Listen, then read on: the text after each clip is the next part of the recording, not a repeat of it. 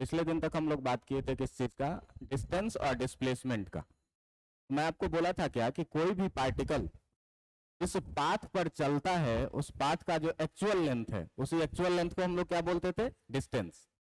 Distance आपका scalar quantity होता था, उसका यूनिट क्या होता था, मीटर, ठीक ना। और डिस्टेंस हमेशा ही पॉजिटिव होता था। बात समझ में आ रहा है।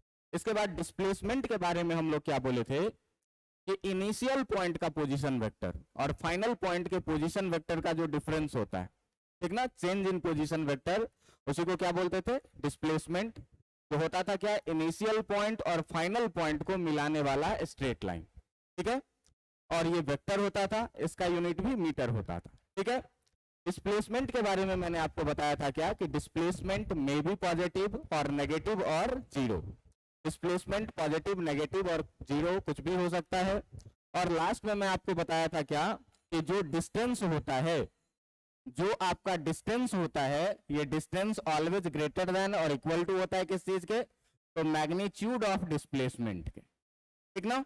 इसी बीच में हम लोग बात किए थे ये चीज क्या कि डिस्प्लेसमेंट पॉजिटिव भी हो सकता है, नेगेटिव भी हो सकता है और जीरो भी हो सकता है। तो कब पॉजिटिव होगा, कब जीरो होगा और कब नेगेटिव होगा, उस पर भी मैंने बात किया था। तो मैं आपको बोला था क्या कि अगर कोई भी पार्टिकल इनिशियल डायरेक्शन में मोशन शुरू किया, ये है इसका इनिशियल पॉइंट, और इस इनिशियल पॉइंट के साथ में, इस इनिशियल पॉइंट के साथ में जो इसका इनिशियल डायरेक्शन ऑफ मोशन हम लोग देखते थे, दो चीज को देखते थे, एक कहां से चलना शुरू किया और एक दूसरा कि किस डायरेक्शन में ये चलना शुरू करता था। तो अगर ये इनिशियल पॉइंट था और ये पार्टिकल मान लो चल के यहां तक पहुंच गया, ये है इसका क्या, फाइनल पॉइंट।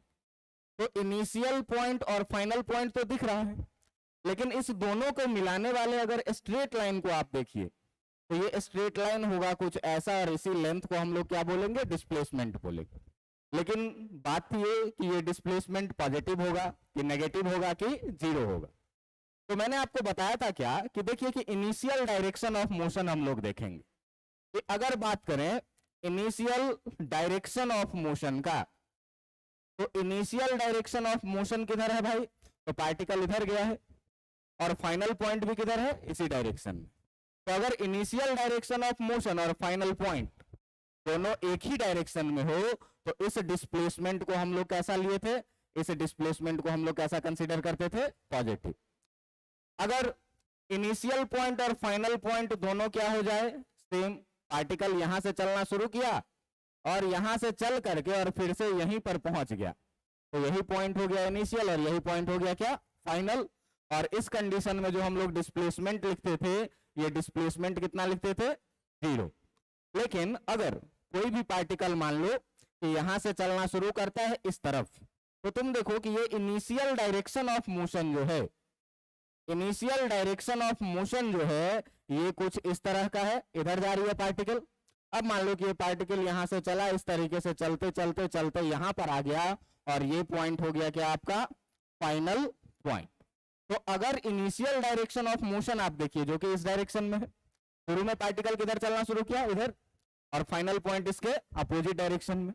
तो ऐसे कंडीशन में जो आपका डिस्प्लेसमेंट होगा, ये डिस्प्लेसमेंट, इस डिस्प्लेसमेंट को हम लोग कैसा डिस्प्लेसमेंट बोलेंगे, नेगेटिव डिस्प्लेसमेंट बोलेंगे। बात समझ में आ रहा है कि नहीं। अब सवाल ये उठता है क्या कि डिस्टेंस और डिस्प्लेसमेंट पे बेस्ड क्वेश्चन हम लोग किस तरीके से करेंगे। बात समझ में आ रहा है। तो देखिए आपसे क्वेश्चन कैसे पूछा जाएगा, एक छोटा छोटा क्वेश्चन हम लोग लेकर के देखते हैं। बचपन के क्लास में भी हम लोग ऐसा ऐसा क्वेश्चन किए होंगे और फिर धीरे धीरे हम लोग क्या करेंगे, अपने कॉन्सेप्ट को थोड़ा आगे बढ़ाएंगे। बात समझ में आ रहा है। आज के क्लास में यूज होगा एक वेक्टर का कॉन्सेप्ट, रिजल्टेंट वेक्टर निकालने के लिए।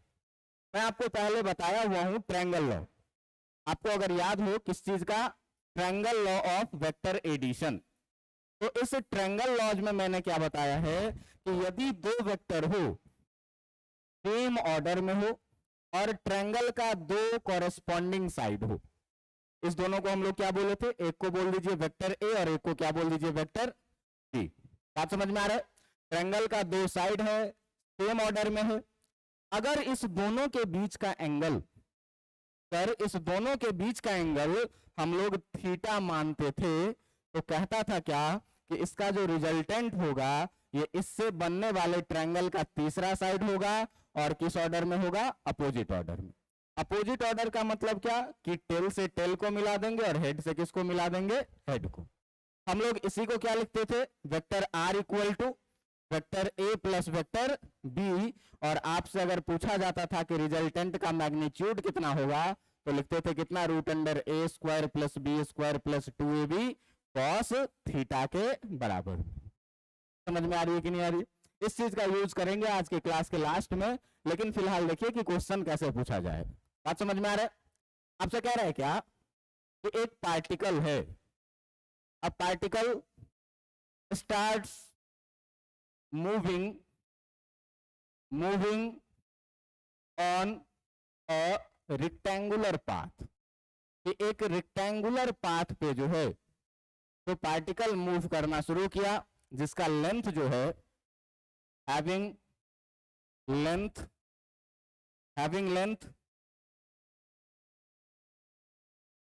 12 metre and width 5 metre. Then find the distance and displacement if particle starts moving, if particle starts moving from any corner, किसी कॉर्नर से चलना शुरू किया, एंड कंप्लीट 3.5 रिवॉल्यूशन या फिर रोटेशन। कह रहा है क्या कि एक पार्टिकल है जो किसी रेक्टेंगुलर पाथ पे चलना शुरू किया। पाथ का लेंथ कितना दिया हुआ है तुमको? पाथ का लेंथ दिया हुआ है कितना? 12 मीटर, और इसका विड्थ कितना दिया हुआ है? 5 मीटर। क्या कह रहा है कि पार्टिकल किसी कॉर्नर से चलना शुरू किया है।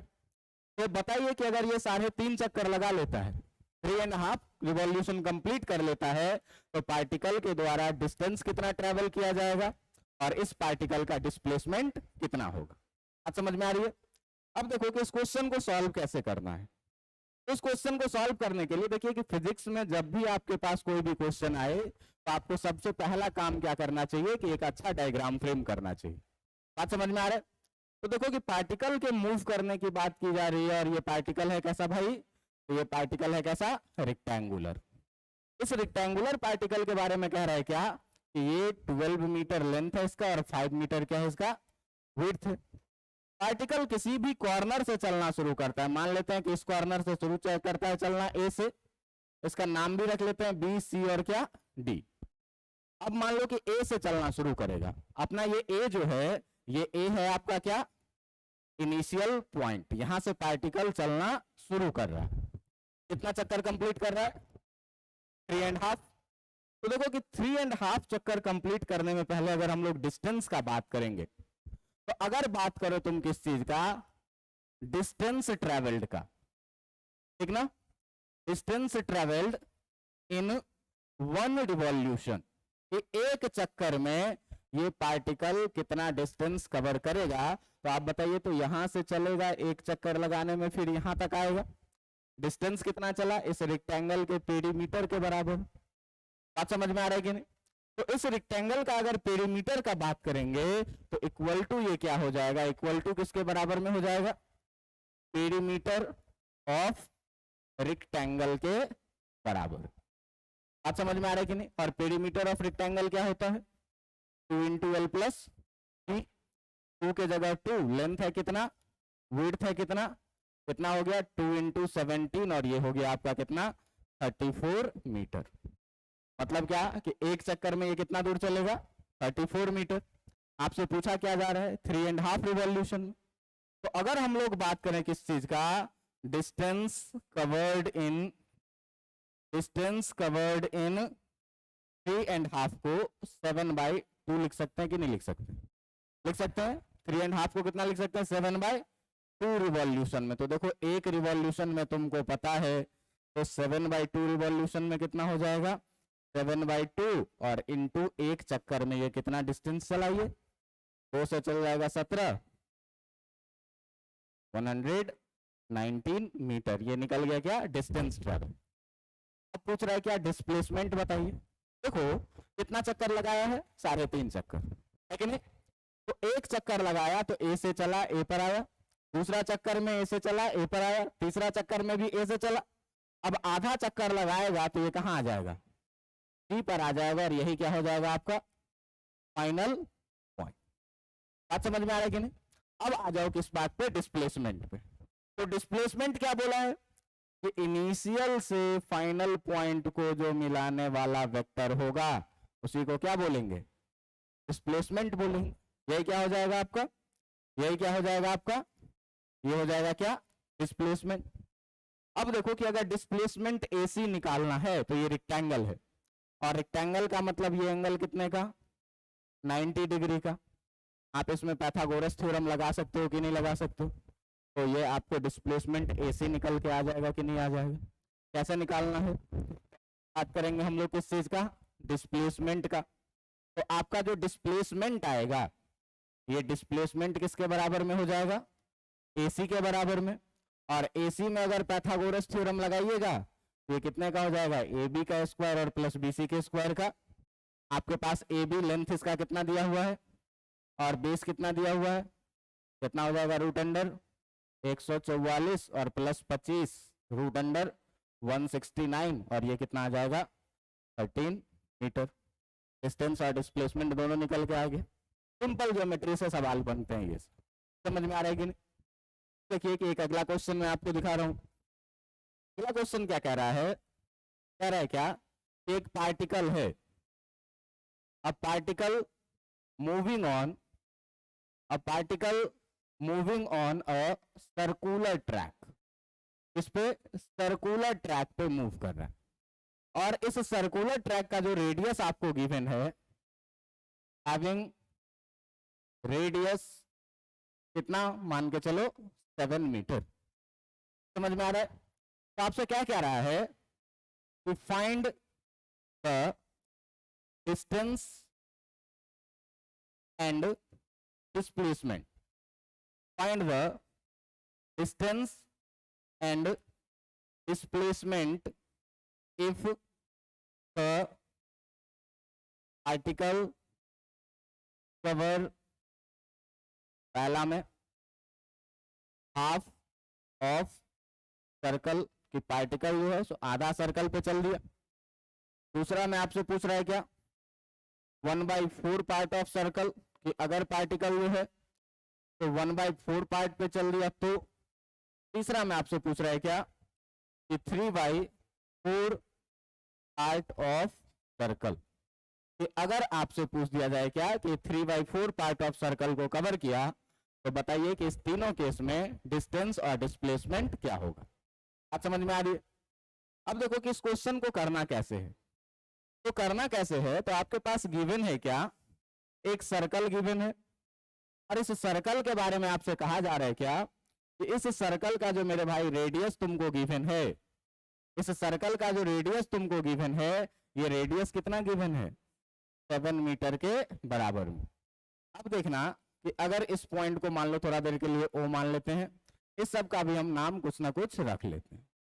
आप समझ में आ रहा है। इसका रेडियस कितना दिया हुआ है आपको, 7 metre, O, A, B, C और D। पहले केस में आपको क्या कह रहा है कि सर्कल पर कितना डिस्टेंस कवर किया गया है, आधा। आधा डिस्टेंस कवर करने का मतलब क्या कि पहले केस में अगर पार्टिकल A से चलना शुरू करेगा तो C पर क्या कर देगा, खत्म कर देगा, तब ना आधा चलेगा। समझ में आ रहा है कि नहीं। अब इस आधा चलने के लिए या तो ऊपर से गया होगा या तो नीचे से भी गया होगा। तो देखो अगर पूरा चक्कर ये चल जाता सर्कल पे तो कितना डिस्टेंस कवर करता, सर्कमफेरेंस ऑफ सर्कल के बराबर। समझ में आ रहा है कि नहीं। आधा चला है तो सर्कमफेरेंस के आधा के बराबर। अब समझ में आ रहा है कि नहीं।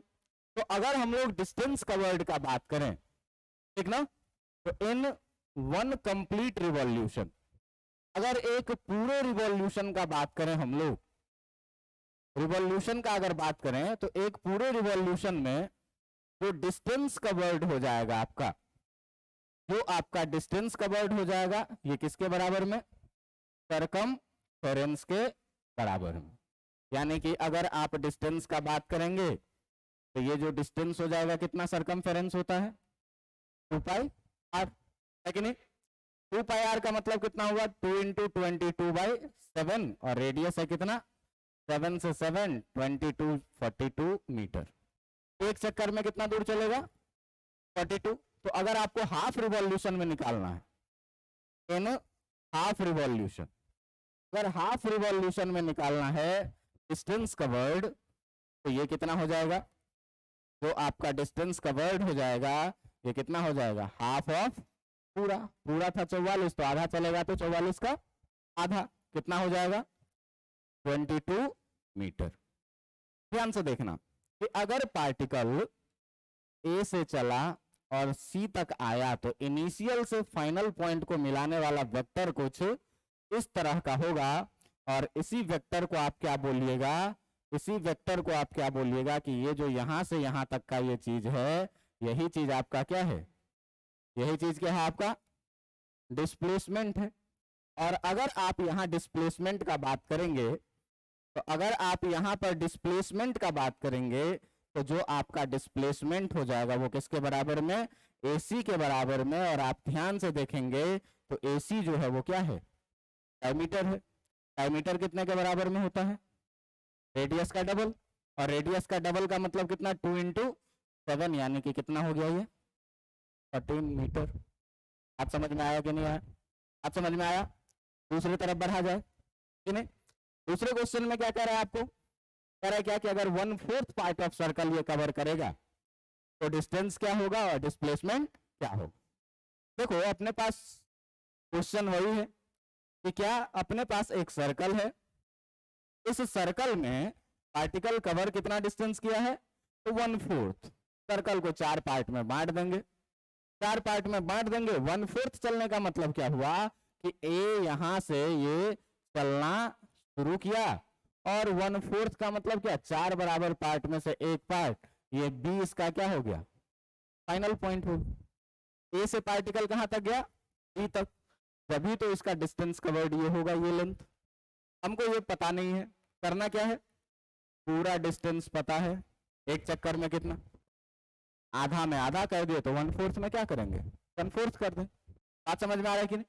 तो हम लोग देखें क्या कि जो आपके पास डिस्टेंस कवर्ड है, जो आपके पास डिस्टेंस कवर्ड है इन 1 रिवॉल्यूशन, एक रिवॉल्यूशन में वो है कितना 44 मीटर। ये पीछे निकाले हैं अभी, है कि नहीं। तो अगर हम लोग बात करेंगे डिस्टेंस कवर्ड इन 1/4 रिवॉल्यूशन में, अगर 1/4 चक्कर ये कंप्लीट करेगा तो कितना करेंगे 1/4 इंटू कितना 44 और ये कितना निकल के आ जाएगा 11 मीटर। बात समझ में आ रहा है कि नहीं। देखो कि इस सर्कल के बारे में तुमको दिया हुआ क्या है, इसका जो रेडियस है वो कितना, ये भी 7 और ये भी कितना r बराबर भाग में काटे हैं मतलब ये कितना हो जाएगा। और अगर डिस्प्लेसमेंट का बात करें तो डिस्प्लेसमेंट के लिए अभी बात किए थे क्या इनिशियल से फाइनल पॉइंट को मिला दो, यही जो लेंथ होगा ये क्या हो जाएगा डिस्प्लेसमेंट हो जाएगा। तो अगर आप बात करेंगे यहां पर किस चीज का डिस्प्लेसमेंट का, अगर आप बात करेंगे किस चीज का डिस्प्लेसमेंट का, डिस्प्लेसमेंट किसके बराबर में होगा AB के बराबर में। अगर आपको AB लिखना है मेरे भाई तो रूट अंडर परपेंडिकुलर का स्क्वायर OA का स्क्वायर प्लस बेस OB का स्क्वायर लिखोगे कि नहीं लिखोगे। OA भी है कितना 7 और OB है कितना, कितना हो जाएगा रूट अंडर 49 इंटू 49, 49 प्लस 49, ठीक ना 49 प्लस 49 इसको अगर तुम करोगे तो देखना कितना आ जाएगा 7√2। आप समझ में आ रहा है। इससे आसान होता है, यहाँ पर बहुत बच्चों को दिक्कत हो जाती है। तो दिक्कत से बचने के लिए करना क्या है आपको, यहाँ से आप सीधे क्या करिए 2 7 का स्क्वायर है ना एक कॉमन कर लीजिए। पहले वाले में भी कितना बचा और दूसरे वाले में भी कितना बचा, देखो तो 7 का स्क्वायर रूट से बाहर आएगा तो कितना आएगा और रूट अंडर 1 + 1 कितना हो जाएगा, क्लियर, ठीक ना 7√2। डिस्टेंस भी निकल गया और क्या निकल गया डिस्प्लेसमेंट। तीसरा वाला नहीं बनेगा क्या, तीसरा वाला बन जाएगा, कैसे बनेगा 3/4 कहा, इसका मतलब क्या 4 पार्ट में से कितना कवर कर जाएगा 3 पार्ट कवर कर जाएगा। इसका मतलब एक पार्ट कवर किया तो बी पे आया, दो पार्ट कवर किया तो यहाँ आया, तीसरा पार्ट कवर किया तो डिस्प्लेसमेंट अभी क्या हो जाएगा, यहाँ से यहाँ तो इतना ही आ जाएगा। बात समझ में आ रहा है? और डिस्टेंस कितना हो जाएगा, जो यहाँ 1/4 के हैं वो क्या कर देंगे, 3/4 कर देंगे। बात समझ में आ रहा है कि नहीं? बनाओ जल्दी से।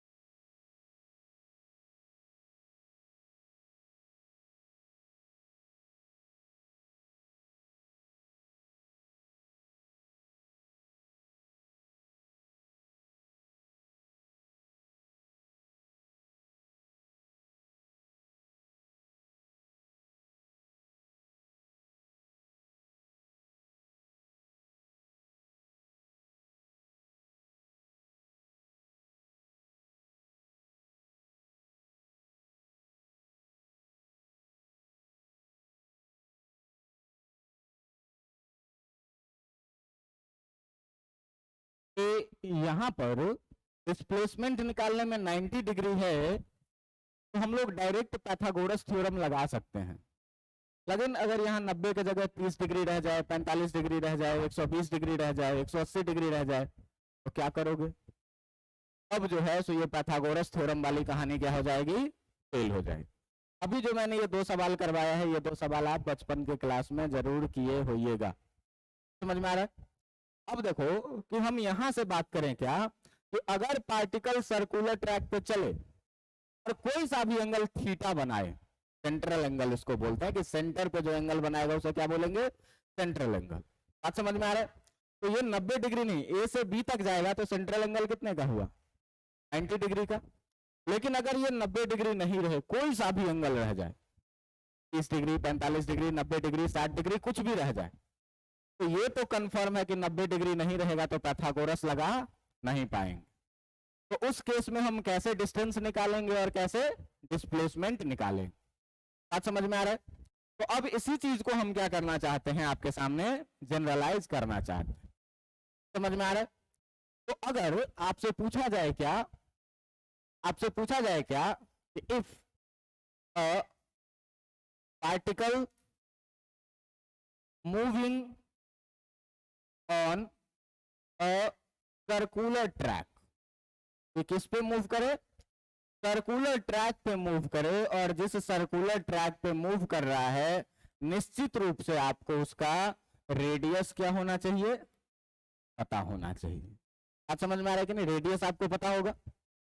और कह रहा है क्या कि and make central angle, central angle, central angle का मतलब क्या, एंगल मेड ऑन सेंटर। इस सेंटर पे ये कितना एंगल बनाया, थीटा 10। कि कोई भी पार्टिकल सर्कुलर पाथ पे मूव कर रहा है, इस सर्कुलर पाथ का रेडियस है कितना, आर, और सेंट्रल एंगल ये कितने का बना रहा है, थीटा का। ये थीटा कुछ भी हो सकता है। बात समझ में आ रहा है कि नहीं? अब आपको कहे क्या कि बताओ कि ऐसे सिचुएशन में डिस्टेंस कवर्ड कितना होगा और डिस्प्लेसमेंट कितना होगा, ये हमको निकालना है। बात समझ में आ रहा है कि नहीं? डिस्टेंस कवर्ड कितना होगा और डिस्प्लेसमेंट कितना होगा, ये आपको क्या करना है, निकालना है। कैसे निकाला जाए, बात समझ में आ रहा है? तो कैसे निकाला जाए, इसके लिए तुम देखो इसके लिए तुम देखो क्या कि हम सबसे पहले क्या करते हैं, एक सर्कुलर ट्रैक बनाते हैं। इस सर्कुलर ट्रैक का सेंटर मान लेते हैं क्या, कुछ यहां है। एक पार्टिकल था जो शुरू में था तुम्हारा कहां पर, शुरू में था पार्टिकल यहां पर।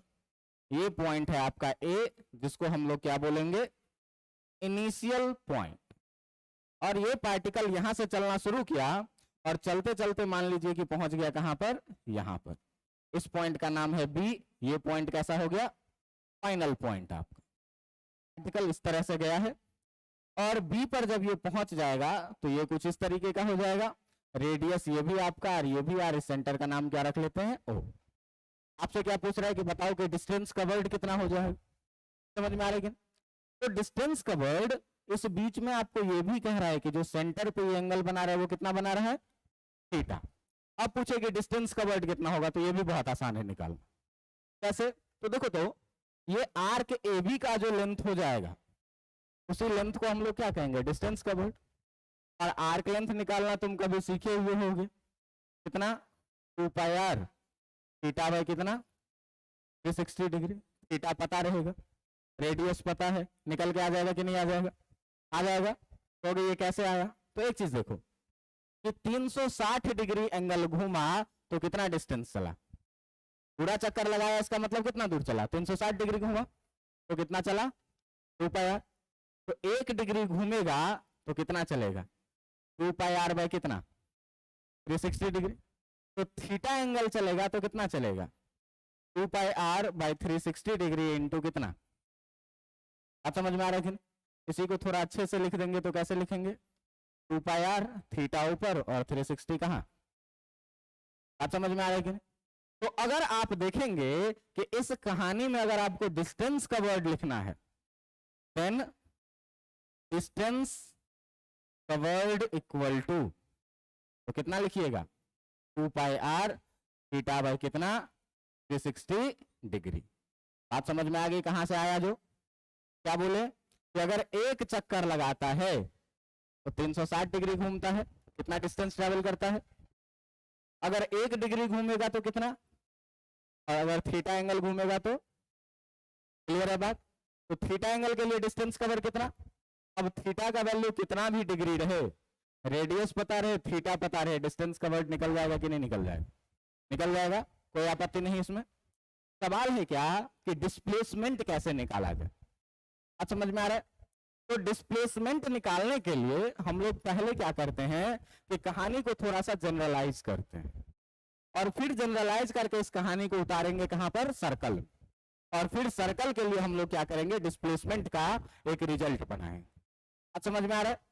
तो ध्यान देना यहां पर और बहुत ही ध्यान से इस चीज को सीखना कि अगर जनरल हम लोग बात करें किस चीज का, डिस्प्लेसमेंट का, अगर हम लोग बात करें किस चीज का, डिस्प्लेसमेंट का, तो ध्यान देना कि अगर हम एक कोऑर्डिनेट सिस्टम का बात करें, ये है अपना एक कोऑर्डिनेट सिस्टम जिसमें मैं कोऑर्डिनेट एक्सिस बना रहा हूं और इस कोऑर्डिनेट एक्सिस में आपके पास दिया हुआ है कि ये है एक्स एक्सिस, ये है वाई एक्सिस और ये है क्या, जेड एक्सिस। बात समझ में आ रहा है। कोई पॉइंट शुरू में कोई पार्टिकल इस पॉइंट पे था, इस पॉइंट का नाम था क्या, ए, और ये था क्या आपका इनिशियल पॉइंट। बात समझ में आ रहा है कि नहीं? ये पार्टिकल यहां से चला और पहुंच गया कहां पर, इस पॉइंट पर बी, और इस बी को हम लोग क्या बोलेंगे, फाइनल पॉइंट। बात समझ में आ रहा है। देखो कि इस ए से बी तक आने के लिए तुम किसी भी रास्ते को चूज कर सकते हो, it may be this, it may be this, तुम किसी भी तरीके से आ सकते हो ए से बी तक। बात समझ में आ रहा है कि नहीं? तो अगर इनिशियल पॉइंट का हम पोजीशन वेक्टर देखना चाहेंगे तो पोजीशन वेक्टर का मतलब मैं क्या बोला था तुमको कि भाई एक ऐसा वेक्टर जो ओरिजिन के रिस्पेक्ट में किसी भी पॉइंट का लोकेशन बताए, इसे ही क्या बोलेंगे, पॉइंट ए का पोजीशन वेक्टर। और पॉइंट ए का पोजीशन आपको पता होगा। मान लीजिए कि इस पोजीशन वेक्टर का नाम हम लोग क्या रखते हैं, R1। बात समझ में आ रहा है कि नहीं? कहां पर पहुंचे हैं, इस पॉइंट का भी लोकेशन आपको पता होगा। इसका मतलब कि अगर इसका हम लोग पोजीशन वेक्टर लिखेंगे तो इस पोजीशन वेक्टर का नाम क्या लिख लेंगे, R2। आप समझ में आ गया कि नहीं? ध्यान देना कि अगर दो वेक्टर हमको पता है उस दोनों वेक्टर के बीच का एंगल क्या है ये भी आप निकाल सकते हो। मैंने बताया है डॉट प्रोडक्ट से दो वेक्टर के बीच का एंगल निकालो। मान लीजिए कि इस दोनों के बीच का एंगल है कितना, ये एंगल कुछ भी थीटा, ठीक है। तो देखो, तो शुरू में पार्टिकल था कहां पर, ए पर, बाद में आया कहां पर, तो ए से बी को मिलाने वाला जो वेक्टर होगा यही वेक्टर क्या हो जाएगा आपका, डिस्प्लेसमेंट हो जाएगा। और इस डिस्प्लेसमेंट को आप थोड़ा देर के लिए क्या मान लीजिए, वेक्टर आर, और यही क्या हो जाएगा आपका डिस्प्लेसमेंट वेक्टर। यही क्या हो जाएगा आपका डिस्प्लेसमेंट वेक्टर। बात समझ में आ रहा है कि नहीं। अब इस डिस्प्लेसमेंट वेक्टर का लेंथ आपको निकालना है। आप देखिए कि अगर मैं इस ओरिजिन का नाम रख लूं ओ, तो आपको ट्रायंगल ओ ए बी दिख रहा है कि नहीं दिख रहा है, तीन वेक्टर से बना हुआ दिख रहा है कि नहीं दिख रहा है।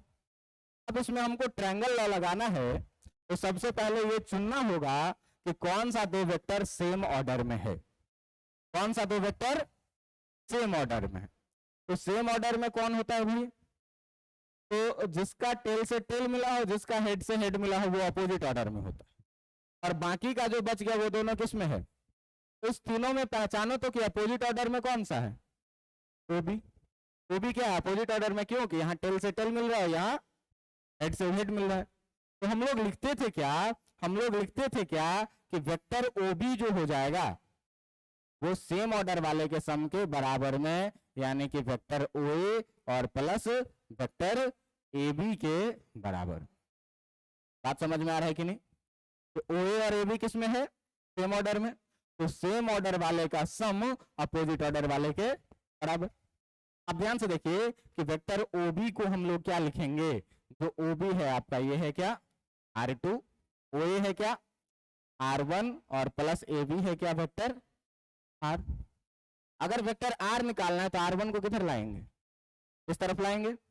R1 को जब इस तरफ लाएंगे भाई, तो तुमको पता है कि वेक्टर R इक्वल टू जो लिखाएगा ये क्या लिखाएगा, R2 माइनस कितना R1। समझ में आ रहा है कि नहीं। आपको अब अगर याद हो वेक्टर का रिजल्ट, तो अगर हम लोग vector R equal to vector A plus vector B लिखते थे, तो R का जो मैग्नीट्यूड लिखते थे ये कितना लिखते थे, root under A square plus B square plus 2AB कितना cos थीटा। और अगर वेक्टर S बराबर हम लोग vector A minus vector B लिखते थे, तो तुमको याद होगा कि S का जो मैग्नीट्यूड लिखाता था ये रूट अंडर कितना A square plus B square और माइनस 2AB किसके बराबर में, याद है कि नहीं, सबट्रैक्शन ऑफ वेक्टर करके हम लोग बात किए थे। यहां एडिशन दिख रहा है कि सबट्रैक्शन दिख रहा है, सबट्रैक्शन दिख रहा है। और जब सबट्रैक्शन दिख रहा है तो अगर हमको डिस्प्लेसमेंट लिखना है, अगर हमको डिस्प्लेसमेंट लिखना है, तो डिस्प्लेसमेंट वेक्टर R लिखने के लिए आप क्या देखें कि आपके पास आया क्या R2 माइनस कितना R1। तो अगर आप R का मैग्नीट्यूड लिखिएगा तो कितना लिखिएगा, रूट अंडर R1 का square plus root under R2 का स्क्वायर और प्लस नहीं क्या माइनस 2 टाइम्स R1 R2 कितना cos।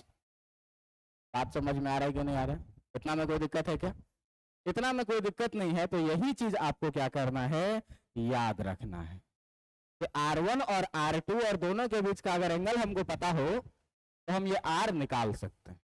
बात समझ में आ रही है कि नहीं। अब देखो कि अगर इन द केस ऑफ सर्कल अगर हम लोग देखेंगे, हम लोगों को किस में देखना है, सर्कल में। इन द केस ऑफ सर्कल, अगर सर्कल के केस में हम लोग देखेंगे, तो सर्कल के केस में क्या था भाई, तुम्हारे पास एक सर्कल था, इस सर्कल का सेंटर था, पार्टिकल शुरू में कहां पर था, पार्टिकल शुरू में था यहां पर, ये था इनिशियल पोजीशन का वेक्टर, और बाद में पार्टिकल कहां पर पहुंच गया, यहां पर। यही पॉइंट होगा क्या आपका ए इनिशियल पॉइंट, और यही बी हो जाएगा क्या फाइनल पॉइंट। ये था क्या आपका इनिशियल पॉइंट, ध्यान दीजिएगा, ये था ओ और दोनों के बीच का एंगल था क्या। अब जो इनिशियल से फाइनल को मिलाने वाला जो वेक्टर होगा, इसी वेक्टर को आप क्या बोलेंगे, यही जो आपका वेक्टर हो जाएगा ये क्या हो जाएगा, डिस्प्लेसमेंट। और इसी डिस्प्लेसमेंट को हम लोग तत्काल क्या लिखेंगे, एस। आज समझ में आ रहा है। ध्यान से देखना कि अगर हम देखें तो शुरू में जिस वेक्टर का पोजीशन वेक्टर लेते थे उसे क्या लिखते थे, और बाद में जिस वेक्टर का पोजीशन वेक्टर लिखते थे इसको क्या लिखते थे। कोई दिक्कत है क्या? नहीं कोई दिक्कत है। तो in the case of circle अगर तुम देखोगे और इस सर्कल का रेडियस तुमको पता है कि नहीं पता है, तो इस सर्कल का अगर रेडियस देखना है तो in the case of circle vector r1 equal to, देखना ध्यान देना, वेक्टर अगर r1 लिखेंगे इक्वल टू r2 तो ये गलत हो जाएगा। क्यों गलत हो जाएगा? r1 का मैग्नीट्यूड और r2 का मैग्नीट्यूड सेम है, लेकिन दोनों का डायरेक्शन क्या है, दोनों ये बराबर होगा क्या? तो r1 और r2 बराबर नहीं है, लेकिन अगर हम बात करें मैग्नीट्यूड ऑफ r1 का, अगर हम बात करें मैग्नीट्यूड ऑफ r2 का, तो ये दोनों बराबर है। किसके बराबर? रेडियस के बराबर। दोनों का लेंथ क्या है? बराबर। किसके बराबर में? रेडियस के बराबर। क्लियर है इतनी बातें? अब देखो कि अगर इस रिजल्ट में हम लोग r1 के जगह पर r रख सकते हैं कि नहीं, r2 के जगह पर r रख सकते हैं कि नहीं रख सकते हैं। अब जब रख सकते हैं तो ध्यान देना कि अगर जब रख सकते हैं तो ध्यान देना कि इसमें मैग्नीट्यूड को, डिस्प्लेसमेंट को हम लोग क्या बोलेंगे? इस बोलेंगे। तो अगर आपको डिस्प्लेसमेंट लिखना है, अगर आपको डिस्प्लेसमेंट लिखना है s, तो s इक्वल टू आप क्या लिखेंगे? रूट अंडर r1 का स्क्वायर प्लस r2 का square minus 2r1 r2 cos कितना? थीटा। बात समझ में आ रही है कि नहीं? अब r1 की जगह क्या रखेंगे, r2 की जगह क्या रखेंगे? बात समझ में आ रहा है कि नहीं?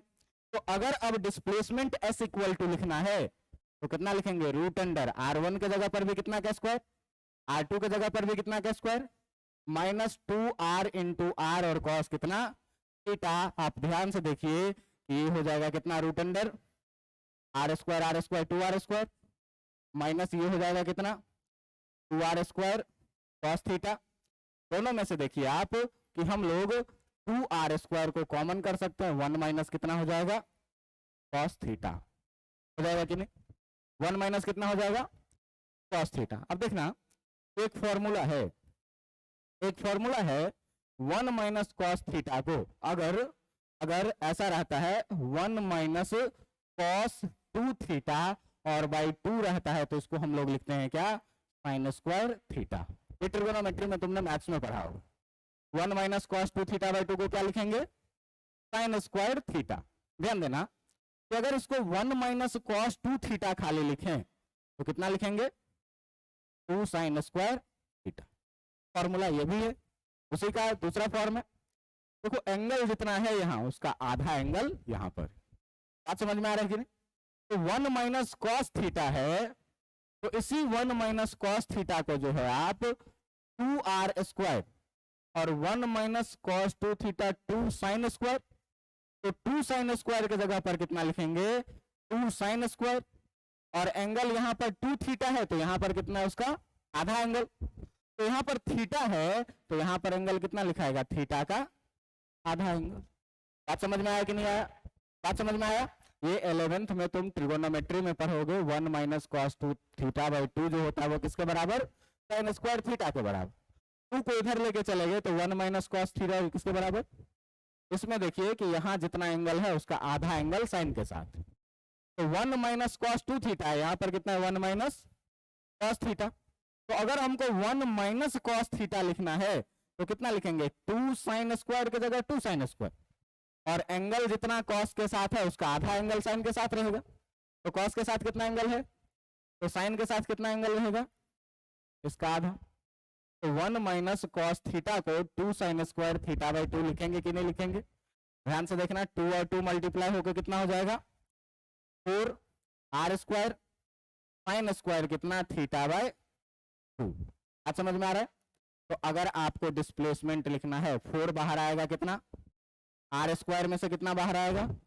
और साइन स्क्वायर थीटा बाय 2 में से कितना बाहर आएगा? Sine theta by 2।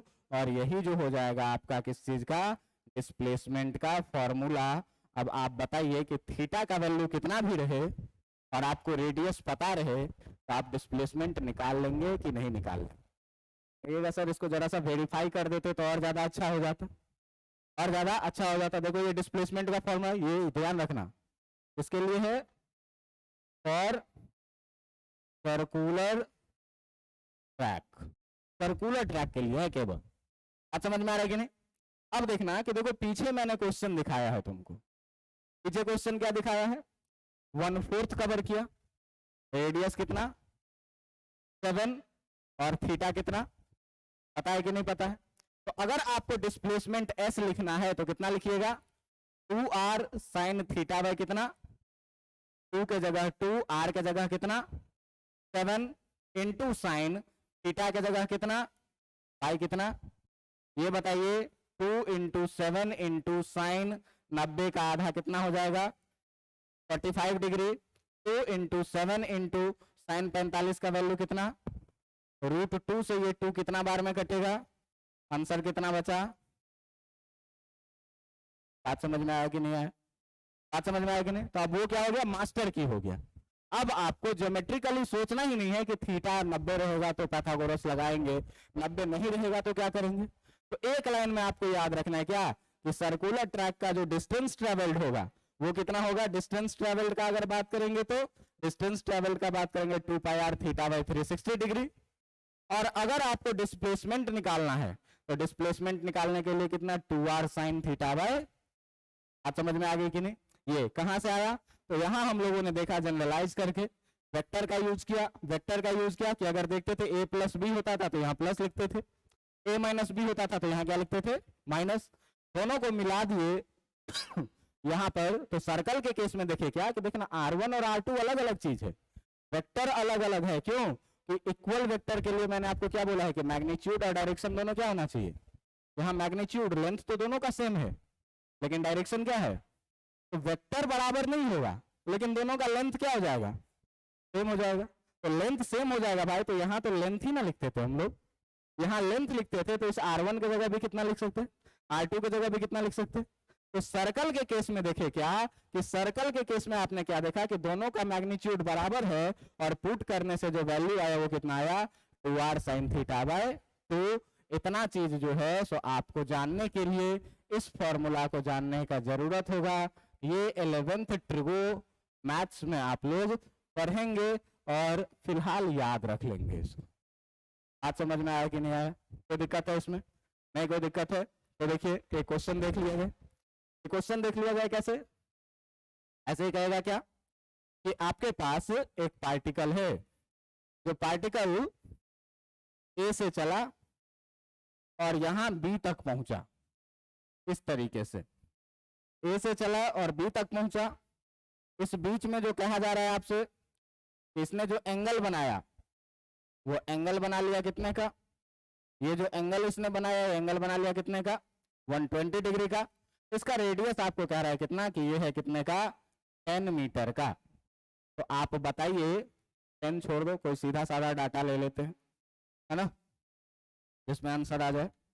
मान लो ये कितने का है 21 मीटर का। आपसे कहेगा क्या कि बताइए डिस्टेंस क्या होगा और बताइए क्या कि डिस्प्लेसमेंट कितना हो। तो सीधे सीधे आपको क्या करना है, कुछ भी दिमाग नहीं लगाना है। अगर हम लोग बात करेंगे किस चीज का, डिस्टेंस का, तो डिस्टेंस सीधे कितना सीखे हैं 2πr थीटा बाय कितना डिग्री 2 इंटू आई का वैल्यू 22/7, रेडियस कितना, थीटा का वैल्यू कितना 120 और नीचे कितना देखो 3 बार में कटेगा, 3 से ये 7 बार में जाएगा, 7 से 7 कट जाएगा, कितना हो गया 32 मीटर। बात समझ में आ रहा है कि नहीं?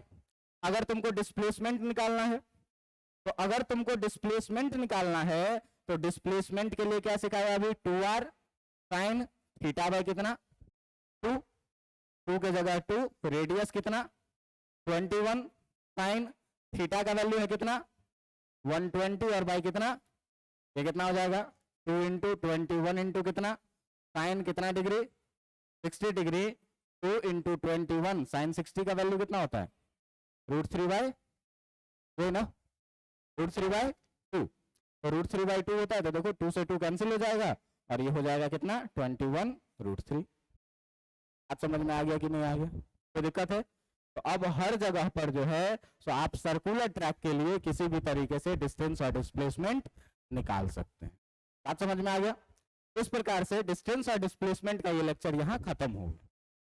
अगले क्लास में हम लोग इस कहानी को थोड़ा सा आगे बढ़ाएंगे और अब चलेंगे स्पीड और वेलोसिटी के तरफ। बात समझ में आ रहा है? स्पीड और वेलोसिटी पे देखो कि अभी तक जो तुम 9th क्लास में पढ़े हुए होगे उसमें केवल यूनिफॉर्म स्पीड पढ़े हुए होगे। बात समझ में आ रहा है कि नहीं? जैसे क्या कि मान लो कि मैं क्या बोल रहा हूँ आपको कि आप घर से चले और यहाँ तक आए, मान लीजिए डिस्टेंस ट्रेवल किया कितना 5 किलोमीटर, टाइम लग गया कितना 1 आवर। तो मैं पूछूं कि आपका स्पीड क्या था, आप कहेंगे क्या 5 किलोमीटर पर आवर। लेकिन मैं आपसे पूछूं कि बताओ कि जब घर से चले थे और यहाँ तक आए तो क्या हमेशा तुम्हारा स्पीड एक जैसा था? एक जैसा नहीं था।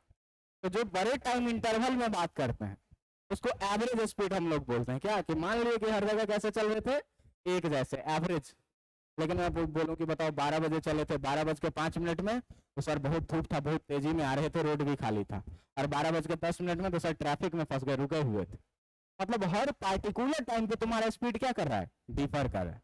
हर एक इंस्टेंट ऑफ टाइम पे तुम्हारा स्पीड क्या कर रहा है, डिफर कर रहा है। तो उसको क्या बोलते हैं, इंस्टेंटेनियस स्पीड। अब इन सारे चीजों के लिए हम लोग अगले क्लास में बात करेंगे। आप इतना पढ़ के आइएगा, इतना समझ के आइएगा, करके आइएगा और डिफरेंशिएशन रिवीजन करके आइएगा। अब अगला क्लास में हम लोग आगे बढ़ेंगे और आपको समझ में आएगा। आज समझ में आया कि नहीं आया? ये समझ में आया काफी है।